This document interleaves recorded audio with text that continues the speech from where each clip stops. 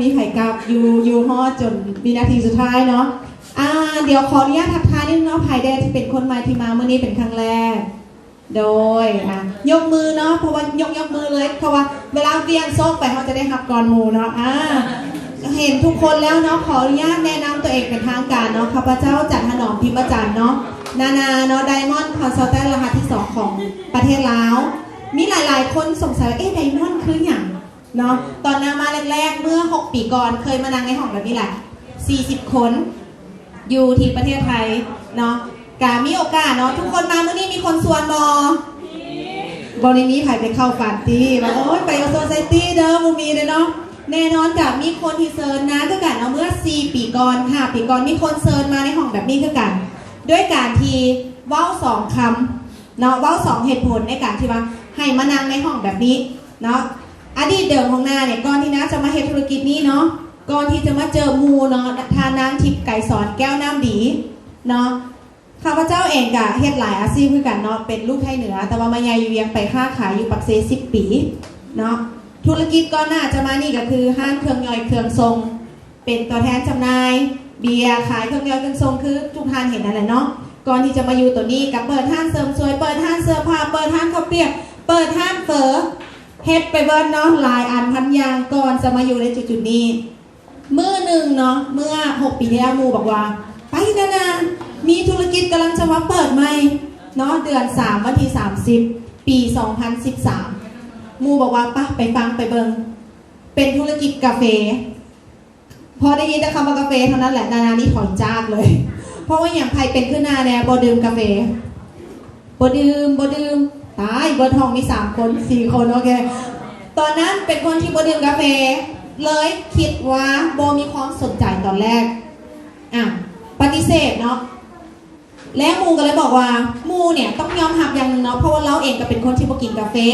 แต่นาเนี่ยบ่ได้มีความรู้อย่างบ่ได้จบมหาลัยมาเนาะต้องบอกก่อนเนาะมาอยู่จุดนี้ได้ย้อนว่าน้าเป็นคนกายเก่ง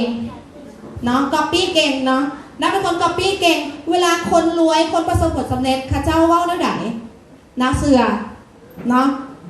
เขาเจ้าบอกว่าถ้าเฮาอยากรวยอยากประสบผลสำเร็จอยากมีความสุขเฮาต้องเสือคนที่ข้าเจ้าเฮ็ดเป็ดก่อนแมนบอน้าก็เลยเสือมูเพราะว่ามูเนี่ยเป็นคาสิโนแล้วข้าเจ้าก็เป็นเศรษฐีปากเซคนหนึ่งเนาะลูกสาวของแมตติพันก็เฮ็ดกาแฟมาหลาย10 ปีครอบครัวข้าเจ้าก็ถือว่าฐานะดีแต่เราเองเป็นคนที่บ่ดื่มกาแฟเราเอาโจทย์หนึ่งกับนาว่าอันใดที่เฮามักเนาะคือกันกับที่น้าเคยอ่านในหนังสือเลยวอร์เรน บัฟเฟตต์เนาะมหาเศรษฐีเกี่ยวกับตลาดหุ้นของโลกเนาะบ่ต้องเสือนาเนาะเสือวอร์เรน บัฟเฟตต์ก็ได้เนาะแล้วบอกว่าจังไหนฮู้บ่อันใดที่เฮามักอาชีพอย่างก็ตามที่เฮามักธุรกิจใดก็ตามที่ให้เฮามักให้เฮ็ดลิ้นซื่อๆเนาะแต่อันใดที่คนทั้งโลกมัก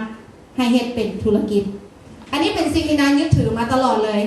แล้วมันก็เป็นเรื่องจริงที่วรรณพิสูจน์มาในระยะเวลา10 กว่าปีในการเฮ็ดธุรกิจมาน้าเป็นคนมักอย่างฮู้บ่มักแต่งตัวก็เลยเปิดห้างเสื้อผ้าสุดท้ายเป็นยังไงเจ๊งอันใดงามใส่เองเบิดธุรกิจที่มักเนาะมักเฮ็ดมักความสวยความงามก็ไปเฮียนเสริมสวยเนาะเฮ็ดผมเนาะก็ไปเฮียนเปิดมาสุดท้ายเจ๊งเนาะอันนี้ต้องตอบเลยเนาะหลายอันพันอย่างที่เฮ็ดมาขายเครื่องกิฟต์ช็อปก็เปิดเพราะว่าตัวเองมักของกระจุกกระจิกสุดท้ายเจ๊งนะเลยพิสูจน์ให้ทุกท่านเห็นแล้วว่าอาชีพที่มักส่วนหลายเฮามักแต่คนส่วนหลายบ่ได้ต้องการมันก็เลยไปต่อบ่ได้มูบอกว่าบ่จะเป็นต้องมักกาแฟนี่นาต่อให้เจ้าบ่มักกาแฟชีวิตนี้ทั้งชีวิตเจ้าบ่มีวันหนีพ้นสินค้าที่ซื้อว่ากาแฟแน่นอนเฮาบ่มักแม่กินบ่กินนะบ่าวนะสาวป้าลุงกินมูพ่อมูแม่แม่มูกินไปเลยคนที่เขารู้จักกินไปเลยเพราะฉะนั้นนะก็เลยเกิดความสงสัยว่าถ้าเขาเป็นเจ้าของสินค้าที100 ปีคนมาเลิกดื่มเนี่ยนาก้าตอน6 ปีก่อนนาก้าท่ากับมูเลยว่าบอมีธุรกิจอย่างค่าธุรกิจกาแฟได้หรอกจริงๆและนาก็เลยตัดสินใจเนาะสมัครเป็นสมาชิกเลยหลังจากที่เข้าใจเพราะนั้นทุกทานเนาะทุกทานฟังตั้งแต่ต้นจนจบมาเนี่ยน่าจะปิดสรุปไส้ในเวลาแค่10 นาทีรวมกันถ้าทุกทานเปิดใจ เนาะหับฟังข้อมูลนี้แค่10 นาทีออกไปทานจะเปลี่ยนจริงๆนาบอกเคยเสื่อมาเงิน 40,000 บาทจะเฮ็ดให้ได้ 2-3 ล้านบาทได้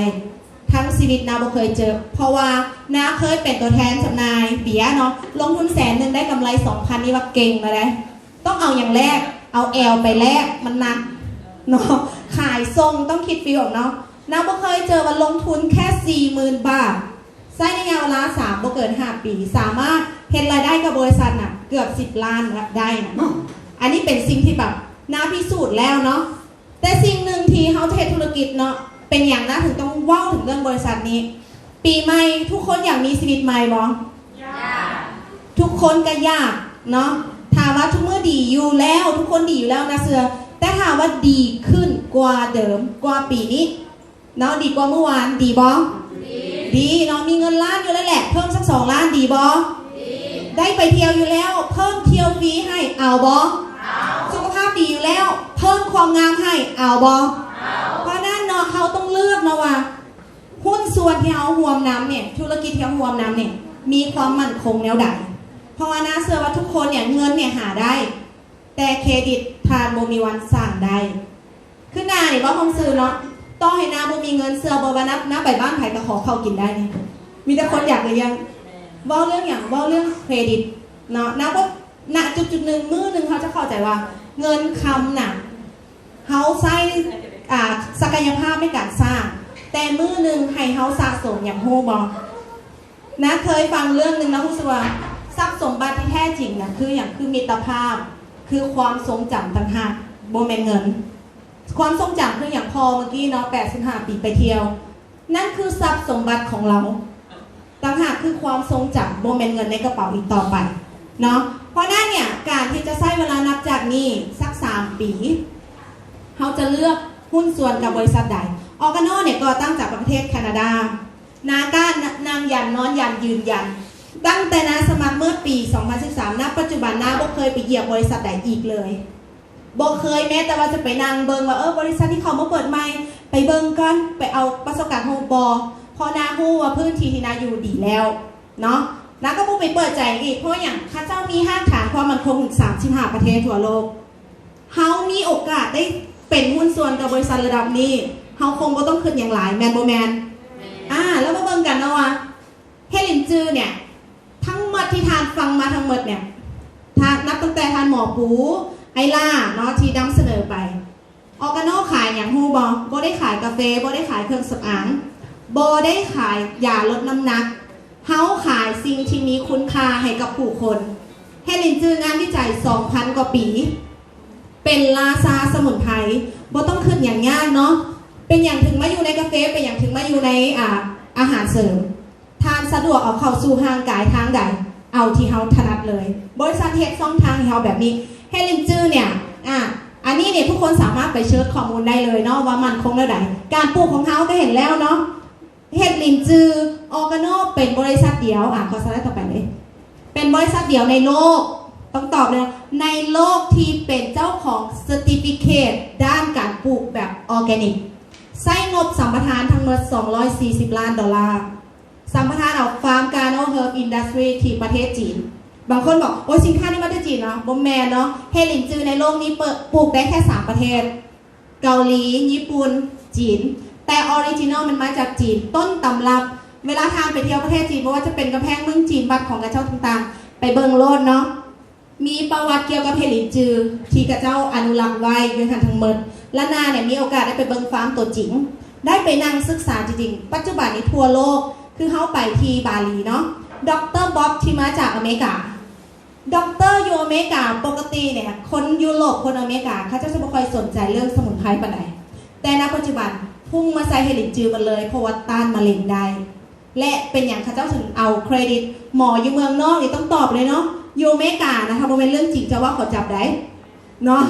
อันนี้เราขึ้นมาเทรนเรื่องเลยว่าเจ้าหายจากโรคย้อนเฮลินจือได้จังใด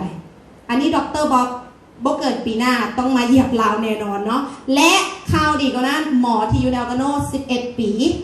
อยู่ที่ประเทศฟิลิปปินส์จะมาที่ลาวเดือน2เนาะจะมาให้ข้อมูลตรงนี้โดยตรงเลยขอสไลด์ต่อไป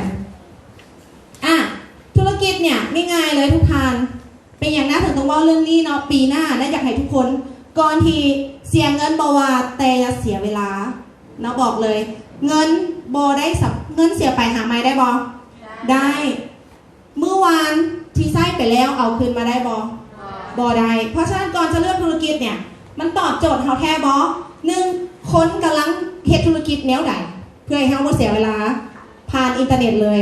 ใครก็ตามที่มีอินเทอร์เน็ตทานเฮ็ดธุรกิจกับเขาจะได้เนาะอันที่2เฮ็ดอยู่บ้านได้อันที่3เกี่ยวกับสุขภาพถ้าทานเนี่ยสามารถเฮ็ดให้คนตุ้ยและจอยได้ดีบอถามว่าเอาไปขายคนอยากซื้อบออยากซื้อทางเฮ็ดให้คนเป็นเบาหวานตั้งส้มปัดดงมะเร็งเนาะดีขึ้นได้สินค้านี้คนจะสนใจบอนะตั้งคำถามกับตัวเองตลอดเวลาและอันสุดท้ายสินค้าที่คนดื่มทั่วโลกเนาะอยู่ในบริษัทอันเดียวเลยอันนี้เป็นค่าเฉลี่ยเลยเมื่อเบิ่งว่ามนุษย์เนี่ยทั่วโลกเลยบนแต่ในลาวเขาจ่ายเงินไปใส่ถ้าทานหู้ว่าเขาจ่ายเงินไปใส่ง่ายๆเลยเศรษฐีเขาเจ้าหู้ว่ามนุษย์ส่วนหลายใช้เงินกับอย่างเขาเจ้าก็ไปยืนรัดเลยก็คือไปเฮ็ดธุรกิจรัดเพื่อเอาเงินนั่นแหละยกตัวอย่างเนาะคนมักออกกำลังกาย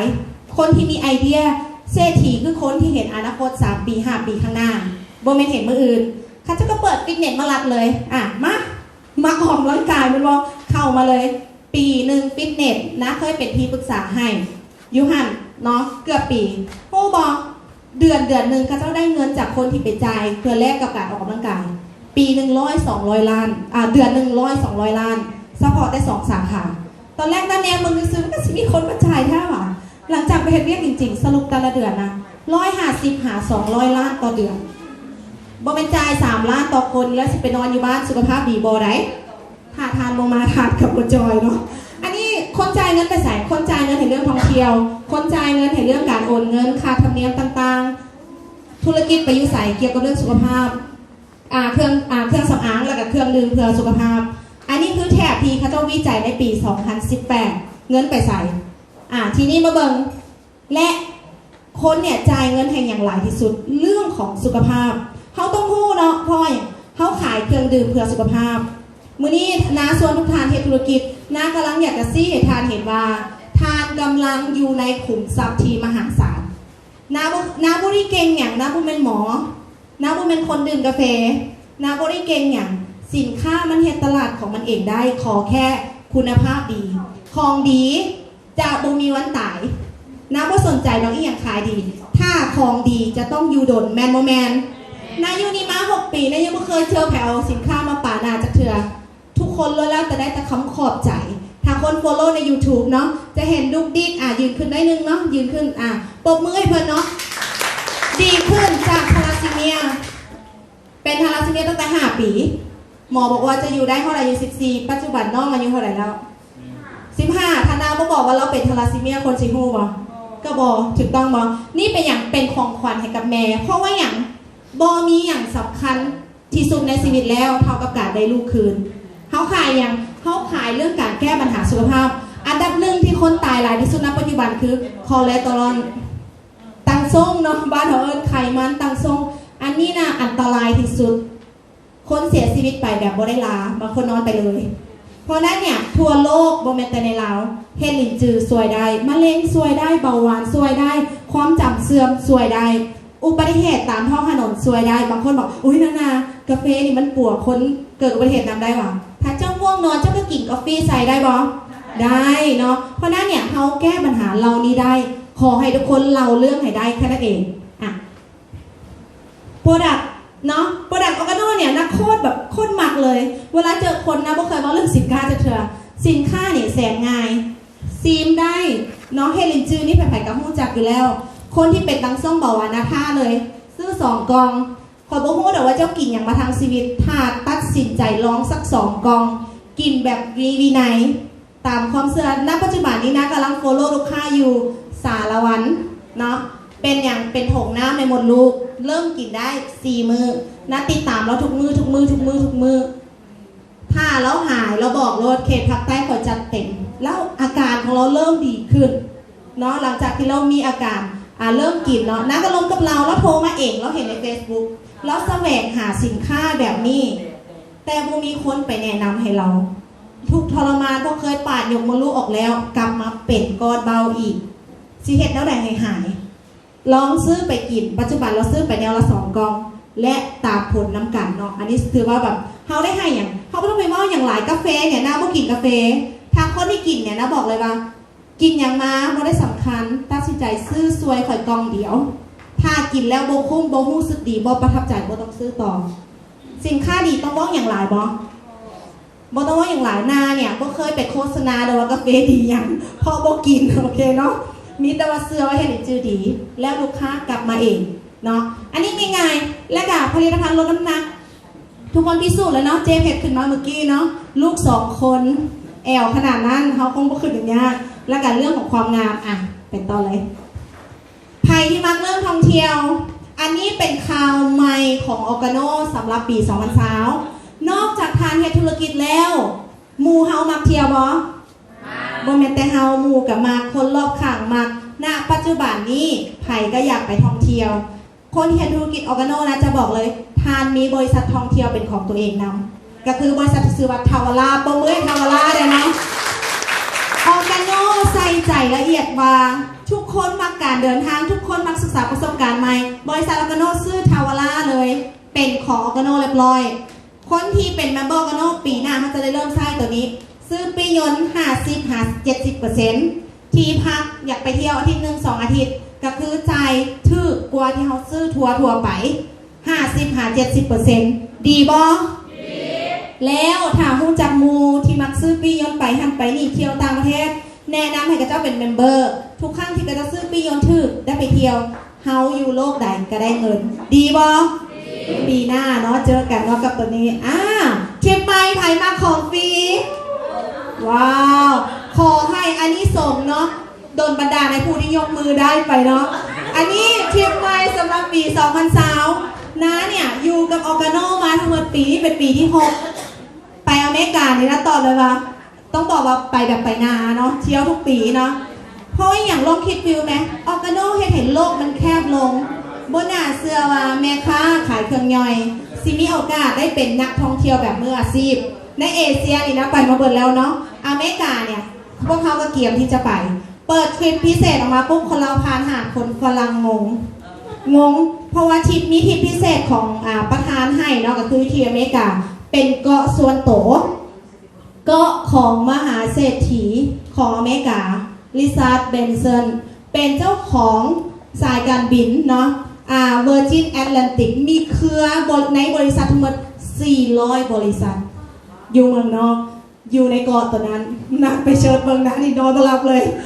จะไปเฮ็ดบุญแล้วไหนหรือว่าต้องไปเฮ็ดอีกอย่างถึงจะได้มีโอกาสไปยุหันออร์แกโนจัดให้เรียบร้อยและทริปนี้นะนาโคตรมักอันหนึ่งออร์แกโนเนี่ยทุกคนข้าเจ้าเปิดบริษัทมาเพื่อว่าอย่างสโลแกนก็คือชีวิตออกแบบได้เขาก็จะเป็นต้องไปเขาก็อยากไปประเทศนี้เขาก็บ่ไปเคยไปแล้วกับบ่ต้องไปเนาะออร์แกโนให้เลือกเลยปี2020เหมาะเป็นอย่างนั้นถึงถามว่าใครเป็นคนใหม่พอทริปเหมาะกับคนใหม่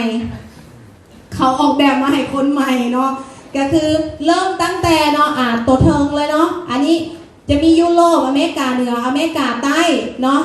และคนที่สนใจที่สุดณปัจจุบันเนี่ยคนจะสนใจตัวเทิงหลายที่สุดก็คือตุรกีงามแพงเนาะเพราะว่าตะกี้เราไม่เคยคิดว่าตัวเองอยากไปตุรกีเนาะไปอเมริกาก็คิดว่าอยากไปยุโรปปีที่แล้วเขาก็ได้สเปนกันเนาะแต่มาเบิ่งปีนี้ทัวร์โลกเล็งไปที่ตุรกีงามแหงเนาะแล้วก็มีอเมริกาใต้และคนสนใจที่สุดณปัจจุบันคืออย่างฮู้บ่ฟาร์มเห็ดลินจือออร์แกนิกใครได้ที่สนใจฟาร์มฮู้บ่ไปให้หยังไปเบิ่งกระบวนการปลูกเห็ดลินจือแบบออร์แกนิกใครได้ที่เคยไปฟาร์มขอมือเลยเนาะเคยไปฟาร์มอยากฮู้สัก2 คำบ่ว่าฟาร์มเนี่ยดีแนวใดขอเสียงปรบมือให้กับ2 ทานนิดนึงเนาะมาแชร์เรื่องฟาร์มได้นึงพอฟาร์มนี่เนาะก่อนที่นะจะจบไปเนาะอยากให้2 คนพอฟาร์มเห็นจือฮู้บ่เป็นหยังบ่ทุก4 ปีจะเปิดเทื่อนึงบ่ได้เปิดให้ทุกทานเข้าตลอดนะเนี่ยอยู่แนวกันโน่4 ปีถึงได้เข้าฟาร์ม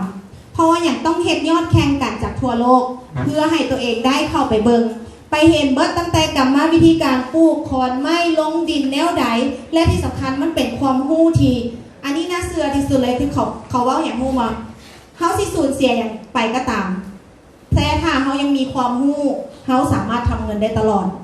ทิปฟาร์มเนี่ยโมเมนต์แต่เที่ยวซื่อเฮาได้ฮู้ประวัติเห็ดลินจือทั้งเบิดเลยณปัจจุบันเวลานายาวไปข้างนอกคนมาว่าเรื่องเห็ดลินจือเนี่ย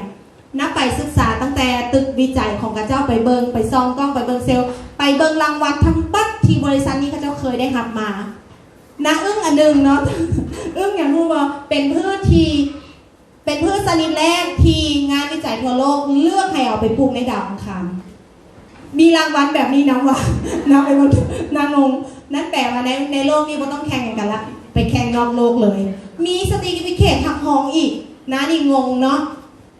ปรบมือให้ทุกท่านเลยเนาะบอกเป็นนะเป็นเวลาหน่อยแล้วว่าซันนะมีข่าวดีจะมาแจ้งใครพักข่าวดีแดงเฮดออร์แกโนนะต่อไปเนาะเป็นอย่างอุ้ยบางคนสงสัยเนาะนางคือบอกว่าแผนวะได้เงินแนวไหนหรืออะไรทำไมมันบอกให้ทานไปติดต่อกับบุคคลที่นำทานนะสมัครแนวไหนเฮ็ดเงินแนวไหนยูออร์แกโนทานนำ1 ข้อ 3ได้เฮ็ดธุรกิจได้เนาะ1เฮ็ดอย่างดื่ม2ให้อย่างศึกษาเรื่องเงินศึกษาเรื่องอย่างสินค้าดีแนวไหนอันที่3เฮ็ดการตลาดแนวไหนบอกต่อเนาะบอกต่อทางไหนทางเฟซทางคนที่ห้องการคนเจอกันคือการประเทศการตลาดนี่จะง่ายเนาะข่าวดีคืออย่างคือออร์แกโนของพวกเขาเนาะในระยะเวลา4 ปีที่อยู่ในประเทศลาวเขาได้เฮ็ดสิ่งที่น่าตื่นตาตื่นใจให้กับออร์แกโนทั่วโลกด้วยการที่ประชากรของเขาเนาะ7 ล้านกว่าเนาะมีไดมอนด์2 คนซึ่งเป็นอีอย่างที่ทั่วโลกก็จะงงเพราะว่าแคนาดาน่ะประเทศแบบไงเนาะเพิ่งมีไดมอนด์แค่ 2-3 คนเองแต่ประเทศลาวของพวกเขาเฮ็ดให้ตอนที่ไปอเมริกาเนาะไดมอนด์ปูสุรินดาเนาะมโนธรรมได้ไปโบกทุงลาวในเวทีโลกที่ลาสเวกัสในปี 2017 เฮ็ดให้ฝรั่งและคนทั่วโลกได้รู้จักว่าลาวอยู่ไสเซิร์ช Google อย่างไงประเทศนี้อยู่ไสเนาะเพราะจริงๆก็เจ้าบ่ฮู้เลยก็เจ้าฮู้แต่ประเทศไทยฮู้แต่ฟิลิปปินส์ฮู้เวียดนามแต่หลายๆคนบ่ฮู้ประเทศลาวออร์แกโนได้สร้างชื่อเสียงที่ลาสเวกัสในปี 2017 เนาะและล่าสุดพวกเขาก็ไปที่งานที่ประเทศไทยงานยูไนต์เอเชียครั้งแรกรู้สึกว่างานนั้นมีแต่ทุงลาวเต็มไปหมดเลยเฮ็ดให้สำนักงานที่แคนาดาเล็งมาที่ประเทศลาวและตัดสินใจในการที่จะจัดงาน Go Beyond ลาวครั้งแรกในวันที่29 เดือน 2 ปี 2020ซึ่งได้คอนเฟิร์มมาเรียบร้อยแล้วเนาะที่โรงแรมแลนด์มาร์คเนาะซึ่งคนจะเข้าร่วมงานเนาะทั่วประเทศที่เราจะเชิญเนาะหลายกว่า1,000 กว่าคนขึ้นไปเนาะซึ่งได้จองห้องอย่างเรียบร้อยแล้วในงานนี้อย่างแรกเปิดตัวสินค้าใหม่แล้วก็ประกาศเกียรติคุณให้กับคนที่ขึ้นตำแหน่งในระหว่างนี้คนที่เข้าร่วมมีไผ่แดงบอกได้เลยว่าถ้าทานเจอบุคคลที่มาจากประเทศฟิลิปปินส์คนที่พ่อบุญยงพันได้ว่าไปเนาะก็คือคนที่แบบทุกแหงทุกจนว่ามีแบบคนมายืนรถไปเลยพลิกตัวเองในการขึ้นตำแหน่งบูไดมอนด์แล้วไปจับไมค์เว้าที่อเมริกาเว้าแบบภาษาก็บ่เป็นแล้วก็สิเป็นสไตล์นานาเนี่ยเนาะเว้าแบบให้ในคนทั่วโลกเล็งมาที่ฟิลิปปินส์และกับไดมอนด์จากฟิลิปปินส์อีกและผู้หญิงทานหนึ่งคือตำแหน่งสูงสุดของออร์แกโนในโซนเอเชียเลยคราวไดมอนด์หญิงคนแรกมีลูกจากคนฮู้บ่12 คนเนาะสามีของเพิ่นคือเป็นด็อกเตอร์ที่ฟิลิปปินส์และหมอจะมาเองงานนี้เนาะบ่ฮู้ว่ามีคลิปของเพิ่นเลยบ่เนาะคลิปคอนเฟิร์มบ่มีเนาะเดี๋ยวพวกเราจะโพสต์ลงในกลุ่มให้เนาะอยากฝากให้ทุกคนได้จับจองบัตรแล้วก็ลงซื้อกับบุคคลที่นำทานมาเลยเนาะในการจองวันนางรางวัลนี้บอกเลยว่าแจกวันนึงในกลุ่มเทพนี่แบบขึ้นฮอดทุกคนจริงๆรัวๆเนาะท้ายที่สุดเนาะพวกเขาปัจจุบันเนาะอันนี้คือปูสุรินดามโนธรรมซึ่งเป็นเจ้าของสถานที่แห่งนี้เนาะสามารถไปอ่านในหนังสือพิมพ์ของประเทศไทยได้เนาะเพราะพวกเขาเพิ่งลงในหนังสือพิมพ์ก็คือเป็นไดมอนด์ยิงของสปป.ลาว2 ทานคนแรกนะต้องตอบเลยว่าในโปรไฟล์เนี่ยเขาเขียนไว้ได้ดีหลายจากการสัมภาษณ์เนาะปูสุรินดามโนธรรมจบปริญญาตรีเนาะมาจากประเทศออสเตรเลีย2 ใบเนาะเป็นผู้หญิงที่โบแมนเลือกออร์แกโนพอโบมีอย่างเห็นเนาะเพิ่นมีบอคัมมีโครงการต่างๆในเครือมหาศาลและยังเป็นที่ปรึกษาให้กับหลายๆบริษัทและยังเห็นโครงการเนาะแล้วก็มีบริษัทเทคโนโลยีเป็นของตัวเองและเป็นนักธุรกิจอสังหาที่ต่างประเทศคือวันนี้ที่เพิ่นบ่ได้มาคือไปเซ็นสัญญาเนาะที่ต่างประเทศก็เลยบ่ได้มาร่วมนำ อันนี้สามารถไปอ่านประวัติของเพิ่นได้เนาะซึ่งจะกลับกันไดมอนด์คนแรกเนาะกับอันนี้เลือกออร์แกโนเพราะเห็นเป็นทางรอดอันนี้เพิ่นเลือกเพราะว่าโบแมนโบมีอย่างให้เลือกได้ของเพิ่นมีอย่างไรอันนี้เลือกเพราะว่าต้องอยู่รอดเป็นอย่างต้องอยู่รอดถ้า6 ปีก่อนนาโบเลือกโฮมในออร์แกโนนาโบฮู้ห้านเครื่องย่อยของนาสิเป็นเท่าใดพอทุกคนกับฮู้อยู่แล้วว่าโลกมันเปลี่ยนการหาเงินกับเปลี่ยนถ้าเซเว่นมาเปิดในลาวตายบ่เครื่องย่อยโบมีไผเข้าดอกห้านเครื่องย่อยเนาะเดี๋ยวนี้บิ๊กซีก็เปิดแล้วในลาวการเฮ็ดธุรกิจเขาจะต้องเห็นอนาคตว่าเฮากำลังดิ่งลงเหวบ่หรือว่ากำลังขึ้นสวรรค์เขาจะต้องมีสติในการใช้ชีวิตตลอดเวลาก่อนที่น้าจะจบนะจะแบ่งปันอันนึงเนาะเป็นเรื่องที่น้าแบบทบทวนมาตลอดและหลายๆคนอยากฝากเป็นคติเตือนใจเนาะมื้อนี้บ่แม่นน้ามาสอนหรือมาหยังเนาะเป็นสิ่งที่น้าฟังแล้วน้ารู้สึกว่าหลายๆคนสิคือเฮาบ่นอนนะตื่นประมาณ2 โมงคืนเสด็จขึ้นแล้วก็เลยรู้สึกว่าตั้งคำถามเพราะว่าใกล้สิสิ้นปีแล้ว12 เดือนที่ผ่านมานี่เฮาได้เอียงเลยกับการใช้ชีวิตเฮาดีขึ้นจากปีที่แล้วบ่เนาะครอบครัวเฮาพ่อแม่เฮาเป็นเท่าใดคือแบบใช้เวลาทบทวนเรื่องนี้หลายที่สุดเฮาควรจะต้องเพราะว่าอย่างหลายๆคนก็อยากเปลี่ยนแปลงน่าจะบอกเลยเนาะบ่มีไผได้สิ่งใหม่ๆจากการเฮ็ดสิ่งเดิมๆอยากได้ผลลัพธ์ใหม่ทานจะต้องเฮ็ดสิ่งใหม่มีหลายคนก็บอกว่าอยากจอยปีใดกับว่าปีหน้าก่อนปีหน้าก่อนมืออื่นก่อนมีพาทางสอนไว้โคตรดีเลยนะโคตรมักเลยการใช้ชีวิตแบบมีสติและต้องพัฒนาตัวเองตลอดเวลาก็คือมนุษย์ทุกคนเนี่ยบ่ได้มีหลายวันดอกเนาะมีผู้หญิงท่านหนึ่งเพิ่นกล่าวไว้ว่าถ้าเฮาต้องรู้ว่าเฮาเนี่ยจะอยู่ฮอดอายุเท่าใดถ้าสมมุติว่าพอสิตายตอนอายุ80เฮาเนี่ยขึ้นหน้าตอนนี้เนาะปีหน้า30ละก็แปลว่าน้าเนี่ยยังเหลือเวลาอีก50 ปีมีโอกาสอีก50 ปีที่จะเหลือในโลกใบนี้แต่จริงๆพระเพิ่นบอกว่ามนุษย์ทุกคนมีแค่3 วันเท่านั้นบ่ได้มีอย่างไรเลยวันที่1คืออย่างเมื่อวานคือเฮาใส่ไปแล้วแม่นบ่กับมื้อนี้กับมื้ออื่นบ่ได้มี20 ปี30 ปีคือทานคิดดอกมื้อนี้เนี่ยเฮาเฮ็ดอีหยังแล้วมื้ออื่นที่กำลังจะมาถึงมีไผที่สามารถยั่งยืนได้ว่ามันสิมาอีหลีหรือบ่มาเฮาเห็นหลายๆคนมันบ่20-30 ปีนักก็เลยลองจินตนาการคือพาเพิ่นว่าลองเบิ่งสมมุติมื้อนี้เฮาต้องตายจริงๆเนี่ยมีอีหยังเดียวที่เฮายังบ่ได้เฮ็ดแบบบางครั้งเฮาลืมไงเฮาลืมว่าอีหยังก็มีแต่ว่าปีใหม่ก่อนอยากพาพ่อแม่ไปเที่ยวกับปีใหม่ก่อนอยากขอโทษคนกับปีใหม่ก่อนอยากเริ่มต้นชีวิตใหม่เรื่อยๆอยากสุขภาพดีปีใหม่นั่นคือว่าทุกคนเขาควรจะเริ่มต้นตั้งแต่มื้อนี้บ่ได้หมายความว่าทุกคนต้องเข้าออร์แกโนดอกแต่นะรู้สึกว่าณอายุ30นะโคตรโชคดีเลย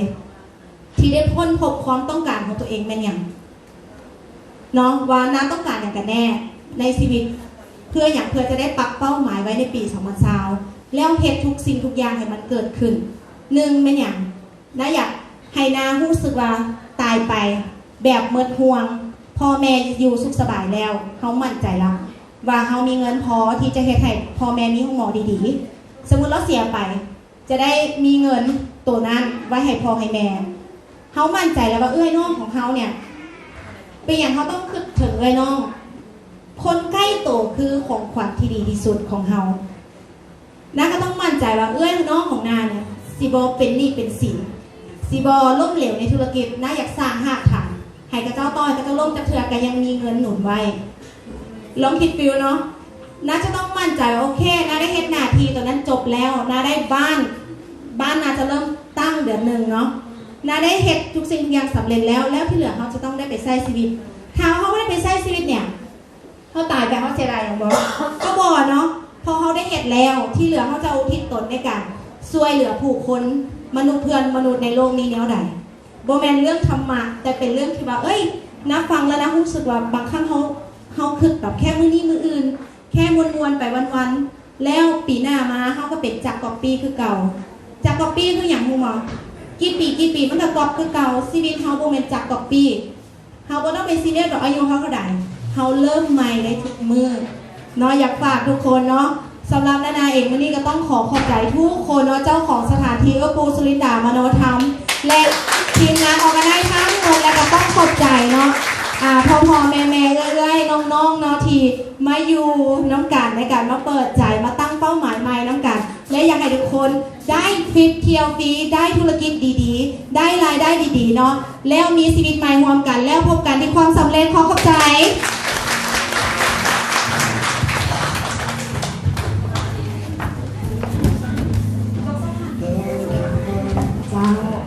เจ้าเป็นแนวไหนนอนหลับกันหรือยังอุ้ยคอยแบบนี้ก็เป็นว่าหลับลักษณะนอนหลับกันหรือยังเนาะฮอตเวลาที่ตื่นเต้นที่พวกเราจะจบสลากกันแล้วในเวลาลิ่นเกมเนาะนะคะก่อนอื่นจะต้องขอบใจไดมอนด์นานาเนาะเพิ่งซึ่งว่าเพิ่นมาแบ่งปันสิ่งดีๆเรื่องราวดีๆให้พวกเราได้รู้เนาะแล้วก็ขอบใจวิทยากรทุกๆท่านและที่เพิ่นมาแบ่งปันเสียสละเวลาและสิ่งที่สำคัญแม่นขอบใจทุกๆท่านเนาะที่ว่ามาร่วมนำกันมื้อนี้และก็พวกเขาจะมามวล